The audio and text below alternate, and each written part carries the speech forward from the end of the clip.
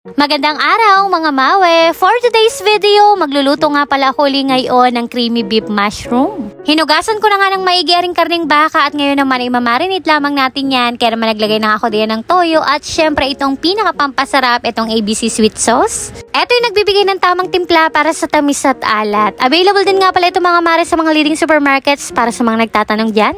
Nagdagdag lang ako diyan ng kaunting paminta at pagkatapos ay hinalo-halo ko na. Imamarinate lang natin ito ng mga kalahating oras para mas malasa at mas masarap yung karne. At habang nakamarinate nga diyan yung karning baka ay nagayat na nga din ako ng mga sibuyas at bawang. At makalipas nga ni ang kalahating oras kong pagmamarinate ng karne, ngayon naman mag-aumpisa na nga ni ako magluto. Naglagay lang ako ng kaunting mantika para hindi masunog yung butter at pagkatapos ay nagisa na nga din ako ng bawang at saka ng sibuyas. At hinalo-halo ko lang hanggang sa lumabas yung kanyang aroma at pagkatapos ay nilagay ko na nga din itong marinated na karning baka. At hinalo-halo ko lang at pagkatapos ay tinakluban ko nga muna at tinayaan kong lumabas yung kanyang tubig-tubig. At kapag rin nga nagtubig na at nag-iba na din nga yung kulay niya ay saka naman uli ako nagdagdag ng tubig at ngayon papalambutin lamang natin yan ng mga ilang oras. At kapag ganito talagang luto ay dapat maninipis talaga yung pagkagayat niya para mas mabilis din siyang lumambot. Sa kalkulada ko man di mahigit isang orasin na rin pagpapalambot ko. At kapag rin nga malambot na yung karning baka, isa ako naman nilagay itong mga mushroom para hindi lang tayo makakuha ng protein mula sa karne. At pagkatapos ayan, sinunod ko na nga din agad ilagay itong evaporated milk. At hinalo-halo ko nga lamang yan at papakuluin lamang natin yan ng mga ilang minuto. Naku po, yung ganitong luto mga mare, talaga naman kapag natikman mo, ihanap-hanapin mo na.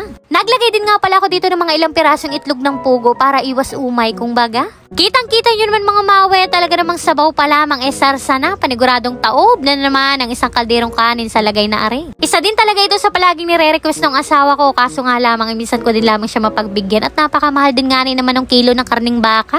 At taringanit luto ng ating creamy beef mushroom at nagdagdag din nga ni pala ako diyan ng fried garlic at saka ng dahon ng sibuyas. Eto talagang akalain mong mahirap pero napakadali din lang at napakasimple din lamang lutuin mga mawe, kaya naman itry nyo din are minsan. Nagsandok na nga rin kagad ako diyan at talaga namang nakakagutom na yung amoy. At syempre, bago nga rin tayo kumain ay huwag natin kakalimutang manalangin. Thank you Lord sa blessings. Kain po tayo mga mawe. At ayan, ika nga na rin aking tagahusga ay masarap daw naman. Abay, awan lang akong napilitan nga ni.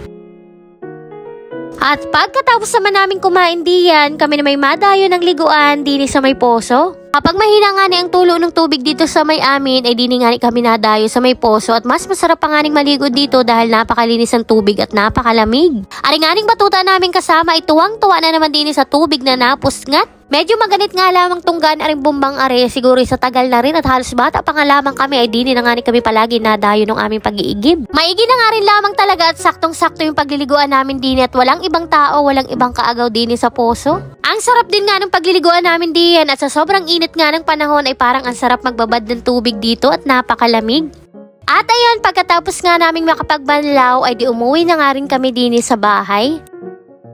At pagkatapos nga pala namin kumain ay dumiretso nga pala kami dito sa may bundok para dalhan ng pananghalian sina tatay. Kanina pa nga raw silang umaga din at nagtabas-tabas nga sila dito ng bundok at ng mahawanan. Eto nga tinabot lamang ni Ate Kuning yung dala naming pagkain ay pinakaluko-luko na naman nga itong bata at pinaiyak na naman ng luluhin. Kaya atungal na naman sa pagngak-ngak nga itong bata, tuwang-tuwaga palagi na lamang okitin at paiyakin. Kumain na nga din agad sila diyan ng mga baon naming dala dahil medyo magutom na nga raw. At dahil yari na naman nga ho ang anihan ay dini naman nga uli kami sa mga trabahong bundok. Hinawanan at pinagtatabas na nga ni tatay ari mga damo dini sa sagingan at pagkatapos ay nakakita nga ni kami ng dalawang buwig na saging na ari ng tibain. Pinagpipiling na nga din ni tatay diyan yung mga saging at nilagay nga dini sa may bangkat at ang maalwan nga ning bitbitin. Dini sa amin sa probinsya, sipag at diskartela ang talaga ang puhunan para mabuhay ka. Wala ka man ngang regular na trabaho pero basta masipag kang magtanim-tanim ay meron ka nga ning aanihin. At dahil medyo matagal-tagal pa nga uli ang anihan ng palay at mga ilang buwan pa uli nga intayin ay dini nga sa mga trabahong bundok uli ang aming mga aatupagin. Kaya nga rin naghawan at nagatabas dito si tatay at itong kapatid kong si Tano ay sa susunod nga ning araw ay magatanim naman kami ng saging para kahit papano nga meron kami nga asahang tibain. At pagkatapos nga ng mga trabahong bundok ay di kami lumusong na at umuwi na ng bahay. At dahil wala na rin nga kaming bigas sa bahay, ay dumiretso na rin nga kami din sa may pagilingan at magapagiling nga kami na rin isang kabang palay.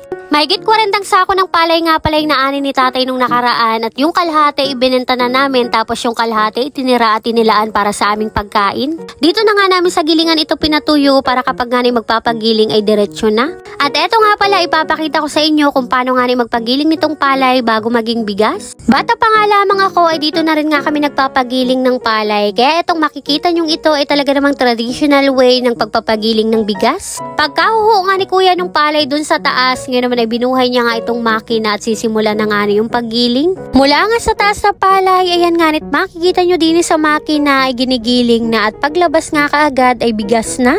Laking pasalamat din talaga namin at kahit papano nga ay mayroon kaming palayan kaya hindi kami nabili ng bigas at kahit papano nga ay ulam na lang man din ang problemahin. Habang naandini nga ako sa may pagilingan ay napatapon na nga lamang ako ng ilong at talaga namang anong pagkaalikabok din na ring ipa. Ari nga palang inapala yung tinatawag naming ipa na galing dun sa balat ng palay. Wala nga ning tapon din dahil ginagawa nga pala namin itong pakain ng baboy. At ari na nga yung isang sakong palay naming pinagiling at mahigit nga 30 kilos na bigas. At ang pinagbayaran ko nga pala din ay mahigit 130 pesos. At ayan nga't pagkatapos ay sinakay na nga din namin din sa Rosco at kami umuwi na.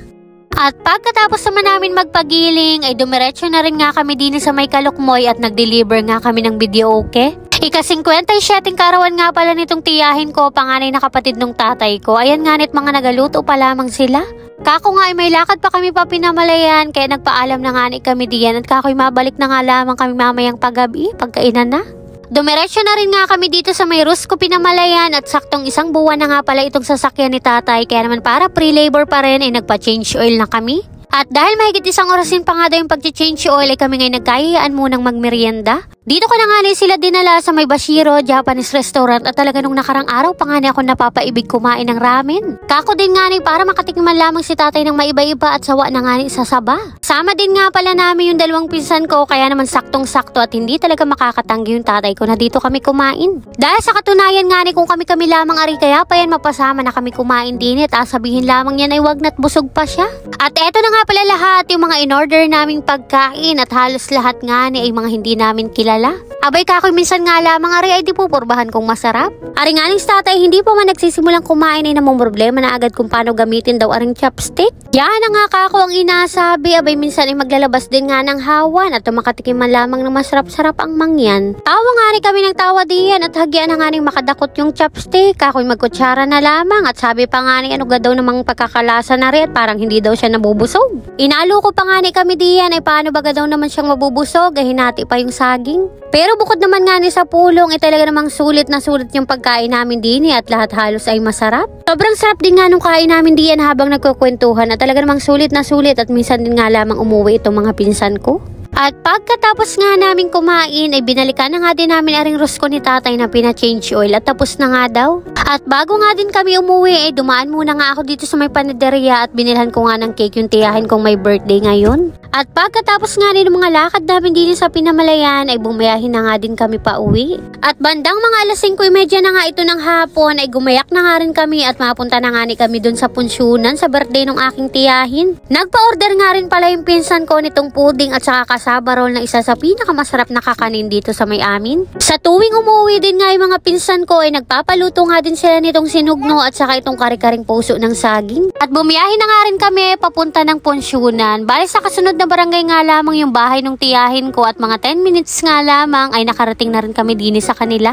Eto nga't pagkarating din namin ay inabot ko na nga rin kaagad sa kanya itong regalo kong cake. Kararating-rating pa nga din laang namin ay inalok na nga din agad kaming kumain. Baka ko nga'y napakarami namang handa ng kaka at talaga namang may lechong baboy pa. Kako hindi man lamang ari pinataba-taba ay. Native na baboy o baboy na bundok nga pala ito kaya gayan nga ning medyo mataba ay ayan nga nit pumiraso ako abay malutong din naman at masarap. At bago nga din kami kumain ay kinantahan nga din uli namin ang happy birthday aring si Kaka at dahil meron nga kaming dalang cake para ma-blow niya na nga din. Abay tuwang-tuwa naman nga aring si Kaka at bukod nga sa kanyang pamani bouquet na galing sa kanyang bunsong anak ay meron pa nga 500 galing sa inay. Abay sino nga namang hindi liligaya kapag ari ni kadami ang kwarta abay sana all na nga la ang kako. Siya nga pala yung panganay na kapatid ng tatay ko at 57 years old na nga siya ngayon. Eto nga't pagkayari naming makantahan ang kaka ay di kumain na nga din kami. Kain ho tayo mga mawe. At dahil medyo busog-busog pa nga ni ako ay palabok at kaunting kaldereta nga lamang yung kinuha ko. Pagkayari ko naman kumain diyan ay kakoy parang ang sarap ang himagas na ring mga bayabas at mga hinog na. Hindi nga raw naubusan ng bunga ring mga bayabas, pati nga din itong mga alaga ng kakang mga native na manok ay napakarami. Kakoy baling humingi ng isa at masarap aring itinola. Mga ilang oras hindi lang kami nagtambay din at pagkatapos kami umuwi na din. And yun lang muna for today's video. Maraming salamat po sa inyong panonood. God bless.